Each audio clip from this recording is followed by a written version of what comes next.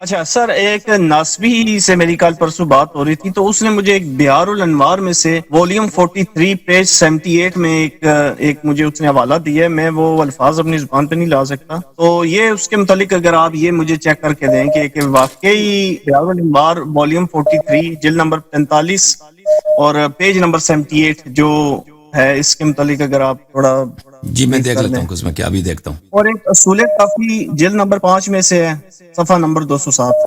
یہ مثلا ایسی باتیں ہیں کہ میں زبان پر نہیں لانا چاہتا. کافی معاذ اللہ. جلد نمبر 43 صفحہ نمبر 78 میں آپ کو دکھا دیتا ہوں. یہ عزیزو بہار الانوار ہے، جلد نمبر 43 دار الحیات تراث العربی جلد 43، اس میں صفحہ نمبر 78 آپ کو لے کے چلتے ہیں. صفحہ نمبر 78، یہ بھائی صفحہ نمبر 77 ہے. حدیث یہاں پہ حدیث نمبر 64 یہاں سے شروع ہوتی ہے. بھلے کہ حضرت زہرا سلام اللہ علیہا کو بیماری تھی، ان کو کوئی جسم میں کوئی مشکل تھا، تو رسول پاک صلی اللہ علیہ وآلہ وسلم سے ملنے آئے. ان کے پاس بیٹھے، انہوں نے کہا کہ مجھے کھانا چاہیے. تو رسول اللہ صلی اللہ علیہ وآلہ وسلم نے طاقچے کی طرف دیکھا، وہاں پہ کچھ کشمش تھے اور کچھ کھانے تھے اور انگور ہے. اور فوضع بین یدی فاطمہ، اس کو حضرت زہرا سلام اللہ کے سامنے رکھا. فوضع رسول اللہ صلی اللہ علیہ وآلہ وسلم یدہ فی الطبق وسمى اللہ، رسول پاک صلی اللہ علیہ وآلہ وسلم اپنا ہاتھ اس ظرف میں رکھا اور انہوں نے بسم اللہ کہا. وقال کلوا بسم اللہ، اور پھر فرمایا کہ اس میں سے کھا لیں، اللہ کے نام لے کے کھا لیں. فاکلت فاطمہ ورسول اللہ صلی اللہ علیہ وآلہ وسلم وعلی والحسن والحسین علیہ السلام. ان سب لوگوں نے اس سے کھانا شروع کیا. فاطمہ سلام اللہ علیہ، رسول اللہ، علی، حسن، حسین. یہ صفحہ نمبر 78 ہے بھائی، یہ دیکھ لو اچھی طرح سے. صفحہ نمبر 78، صفحہ نمبر 78 جلد نمبر 43. کوئی اور چیز نہیں پڑھا میں. اسی یہاں کھانے کے حالت میں تھے کہ ایک سائل آیا دروازے پر. اس نے کہا السلام علیکم اطعمونا مما رزقکم اللہ.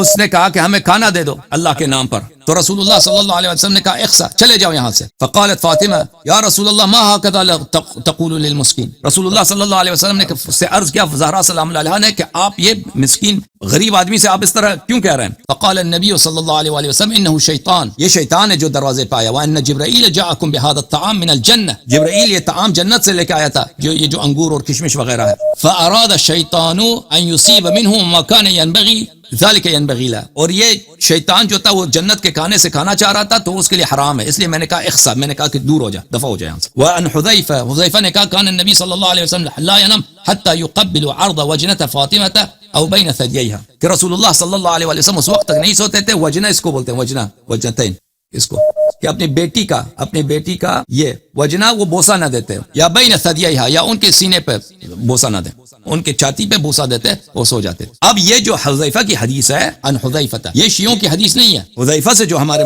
صحابہ سے جو روایت آتے ہیں وہ ہمارے روایت نہیں ہوتے اہل بیت علیہ السلام کے. ہمارے علماء اپنے کتب میں کچھ روایت داخل کرتے ہیں مخالفین کے کتب سے، تو اس میں یہ ہے.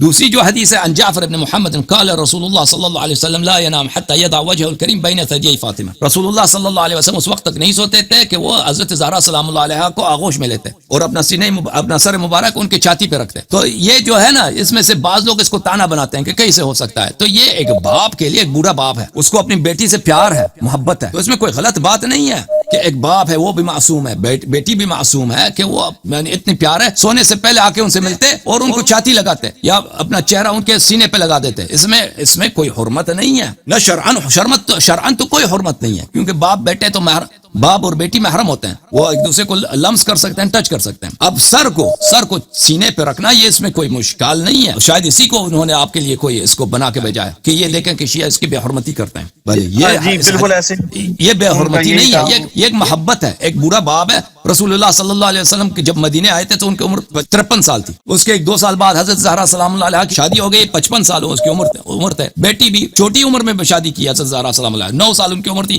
شادی کرا دی. تو اگر اس عمر میں باپ کو پیار ہے، باپ معصوم ہے، سید انبیاء ہے، بیٹی سیدۃ النساء العالمین، ان سے محبت کر. اور حدیث میں بہت ہے کہ رسول اللہ صلی اللہ علیہ وسلم جب جنت کے خوشبو کے وہ مشتاق ہوتے تھے، اشتیاق ہوتی تھی، تو حضرت زہرا سلام اللہ علیہ کو یاد کرتے تھے اور ان کی بو سے جنت کی یاد آتی تھی. تو اگر اس طرح کا ہو، یہ اس میں کوئی اشکال نہیں، مگر یہ کسی دل کے کوئی شخص اس کو بہانہ بنا دے یعنی اس کو بہانہ بنا دے تو بہانہ بنا سکتے ہیں، لیکن اس میں بالکل ایسی کوئی بات نہیں ہے. اب اگر میری کوئی دنیا میں بیٹی نہیں ہے، اگر میری بیٹی ہوتی تو میں خود اپنی بیٹی کو آغوش بھی لگا دیتا میں اس کو گود میں بھی لگا دیتا, اس کو چومتا بھی, اس میں کوئی ایسی بات نہیں ہے. اگر بیٹی بڑی ہو گئی ہے تو بڑی جوان بیٹی کو باپ جو بوڑھا ہے اس کو آغوش میں لے لے, یعنی گلا لگا دے, اس میں کوئی حرمت نہیں ہے بھائی, نہ شرعن حرمت ہے اور نہ شریعت میں تو کوئی حرمت نہیں ہے, عرف میں بھی اس کی کوئی قبح نہیں ہے. اچھا پھر آپ نے کہا کافی میں کون سی جلد ہے؟